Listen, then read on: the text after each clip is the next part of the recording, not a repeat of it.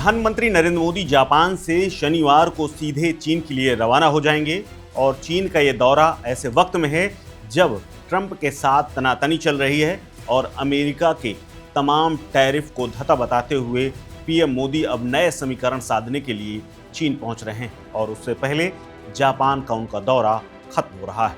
वो 31 अगस्त से 1 सितंबर तक तियानजिन में होने वाले शंघाई सहयोग संगठन यानी एससीओ की शिखर सम्मेलन में हिस्सा लेंगे। खास बात यह है कि ये उनकी 7 साल बाद चीन की यात्रा है। इसी बीच में चीन का सरकारी अखबार ग्लोबल टाइम्स मोदी की इस यात्रा को दुर्लभ मौका बता रहा है और ये पहला मौका है जब चीन का सरकारी अखबार मोदी के तारीफों में पुल बांध रहा है। अखबार ने लिखा है कि भारत और चीन अब प्रतिद्वंदी नहीं बल्कि साझेदार के तौर पर रिश्तों को देख रहे हैं। यानी चीन की मीडिया में इस तरह की बातें कई साल बाद हुई। दरअसल साल 2020 के गलवान संघर्ष के बाद दोनों देशों के रिश्तों में काफी ठंडापन आ गया था। सीमाओं पर तनाव, व्यापारिक अविश्वास और संवादहीनता का दौर लंबा था, लेकिन अब धीरे धीरे तस्वीर बदल रही है, जो कि न सिर्फ जरूरी है बल्कि समय की मांग भी है। हाल ही के महीनों में सकारात्मक संदेश और संकेत दोनों देशों से मिले, जैसे सीमाई इलाकों में सैनिकों ने त्योहार पर मिठाइयां अदला बदली की, कैलाश मानसरोवर जाने वाले भारतीय यात्रियों का रास्ता दोबारा खोला गया और जल्द ही भारत चीन के बीच में डायरेक्ट फ्लाइट बहाल करने की तैयारी चल रही है, जो कि कई सालों से बंद पड़ी है। चीन ने इस दौरान ये भी लिखा है कि इन कदमों से साफ है कि दोनों देश 75 साल पुराने राजनयिक रिश्तों की सालगिरह पर अपने संवाद को एक नई दिशा में ले जाना चाहते हैं। इसीलिए दोनों देश के राजनेता अपने अपने हितों के साथ साथ पारस्परिक संपर्क भी बढ़ा रहे हैं। वहीं विदेश मामलों के जानकारों के मुताबिक भारत और चीन के बीच नजदीकी की सबसे बड़ी वजह साझा रणनीतिक जरूरतें भी हैं। सीमाओं पर लगातार तनाव बनाए रखना दोनों देशों के लिए काफी महंगा साबित हो रहा है और साथ ही पड़ोसी होने के नाते तमाम हित सध नहीं पा रहे हैं। अब दोनों ही मानते हैं कि संसाधनों का इस्तेमाल आर्थिक विकास और घरेलू सुधारों पर करना ज्यादा फायदेमंद साबित होगा। इस महीने दोनों देशों के विदेश मंत्रियों ने 10 अहम बिंदुओं पर सहमति बनाई, जिनमें से बॉर्डर पर संवाद बनाए रखना, विवादित हालात में धैर्य बरतना, सैन्य राजनयिक चैनलों को सक्रिय रखना शामिल है। 2024 में भारत चीन का द्विपक्षीय व्यापार 138 अरब डॉलर को पार कर गया है। ये पिछले एक साल में 1.7% ज्यादा है। दूसरी तरफ अगर सीधी उड़ानें शुरू हुई तो फिर परिस्थितियां और बदलेंगी। वहीं वीजा प्रक्रिया को आसान बनाने की तैयारी भी हो रही है। सीमा पर व्यापार फिर से शुरू करने पर जोर है। साफ है कि दोनों देश आर्थिक साझेदारी को सामान्य पटरी पर लाने की पुरजोर कोशिश में जुटे हुए हैं।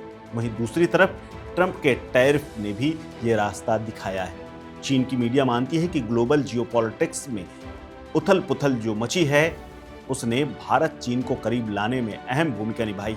रूस यूक्रेन युद्ध है जो लंबा खिंच गया है। पश्चिमी एशिया में अस्थिरता बढ़ी है और अमेरिका की नीतियों में भी ज़्यादा लेन देन वाली होती जा रही हैं, जो कि सीधे तौर पर टकराव पैदा कर रही हैं। ट्रंप सरकार के टैरिफ फैसलों से भारत अमेरिका के बीच में रिश्तों में खटास आई है। वहीं भारत ने अब 40 देशों के साथ ट्रेड डाइवर्सिफिकेशन एक नई रणनीति के साथ शुरू कर दिया है। चीन जिसे भारत की रणनीतिक स्वायत्तता मान रहा है वो उसके अपने विदेश नीति से मेल खाती है, यानी दोनों देशों के समान हित दिखाती है। ग्लोबल साउथ में भी साझा मोर्चा भारत और चीन दोनों ग्लोबल साउथ की आवाज बुलंद कर रहे हैं, चाहे मिशन लाइफ हो, इंटरनेशनल सोलर अलायंस हो या फिर ब्रिक्स का विस्तार। दोनों की कोशिशें यही है कि विकासशील देशों की प्राथमिकताओं को वैश्विक एजेंडे में जगह मिले। इतिहास भी इसका आधार देता है। दोनों देशों ने 1950 के दशक में पंचशील के सिद्धांतों को आगे बढ़ाते हुए ये निर्णय लिया था, जिन पर आज भी अंतर्राष्ट्रीय रिश्तों की नींव मानी जाती है। पश्चिमी मीडिया भारत चीन की नजदीकी को अमेरिका के टैरिफ से जोड़कर देख रहा है, लेकिन चीन का कहना है कि यह सिर्फ एंटी अमेरिका गठजोड़ नहीं है। असल में ये भारत की स्वतंत्र विदेश नीति का हिस्सा है, जिसमें वो किसी खेमे का मोहरा बनने की बजाय अपने राष्ट्रीय हितों को प्राथमिकता देता है, यानी गुट निरपेक्ष। अमेरिकी मीडिया बार बार ड्रैगन और एलिफेंट के साथ आने की बात करके चिंता जाहिर कर रहा है, लेकिन चीन का तर्क है कि ये एक प्राकृतिक प्रक्रिया है और जिसके कई ध्रुव हैं।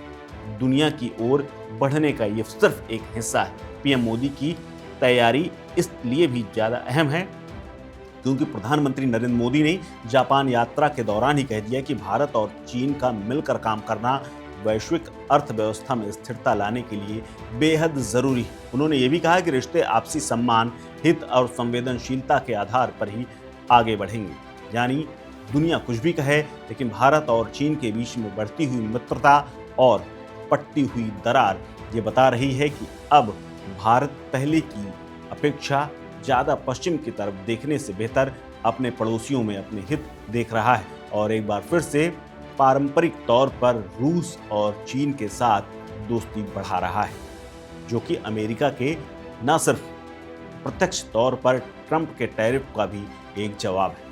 इस खबर में फिलहाल इतना ही। अपडेट्स के लिए बने रहिए वन इंडिया हिंदी के साथ। नमस्कार। Subscribe to One India and never miss an update. Download the One India app now.